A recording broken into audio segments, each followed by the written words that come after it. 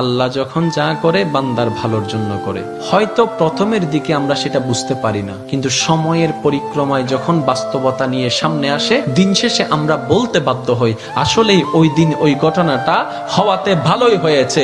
আল্লাহ কখনো বান্দার ক্ষতি চাই না।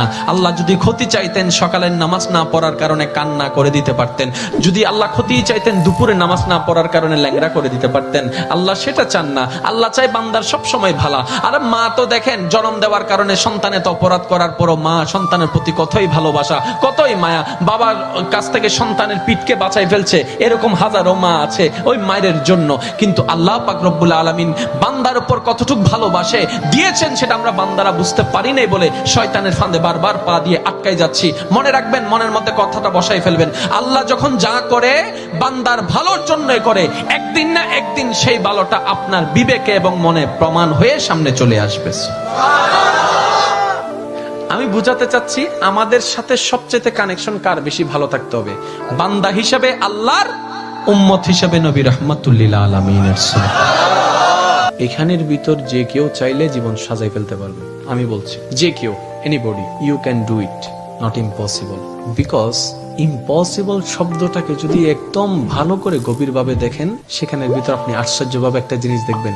ইম্পসিবল একটু যদি ডিফাইন করেন, ভাগ করেন, দেখবেন I am possible. Impossible, possible কে আলাদা রাখেন, আই এম কে আলাদা রাখেন। I am possible.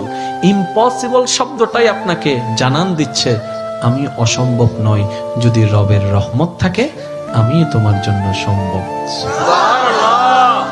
বিদেশে যাওয়ার আগে আপনার এলাকায় দেখেন টিকিট চলে আসছে, ভিসা চলে আসছে, টিকিটের টাকা নেই। অনেক ছিল, কেমনে কেমনে টাকার ব্যবস্থা হয়েছে, সে বিদেশ চলে গিয়েছে। এখানে অনেক ব্যবসায়ী আছে, ব্যবসা শুরু করার সময় সেই পরিমাণ টাকা ছিল না, কেমনে কেমনে ব্যবসা শুরু হয়েছে। দেখ কেমনে কেমনে, রব বলে এটা কেমনে কেমনে নয়, একটু আমার দিকে তাকা, এমনে এমনে এমনে এমনে এমনে এমনে। তাহলে আপনার কাছে যদি আপনার রব থাকে, আপনার টেনশন কি? আপনার দুই নম্বরই করার তো কোনো দরকার। এই রমজানকে সামনে রেখে অনেকে দ্রব্যমূল্যের দাম বাড়ানোর জন্য কত চালাকি করছে, গুদামজাত করছে। আমি তাদের উদ্দেশ্যে শ্রদ্ধার সাথে একটা কথা বলবো, ভাইয়া জীবনে হয়তো অনেক করেছেন, আপনি এই কারণেই করছেন 2টা টাকা 5টা টাকা লাভ বেশি হবে। তো এই সেক্টরে না হয় আপনার 10,000 টাকা 10 কোটি টাকা লাভ হলো, অন্য সেক্টরে যদি 20,000 কোটি টাকা খরচ হয়ে যায় তখন কি করবে? কারণ জগতের মানুষ সবাই জানে যে অন্যের জন্য গর্ত করে সে গর্তে সে নিজেই পতিত হয়, এই কথা নিয়ে কারো কোনো দ্বিমত নেই।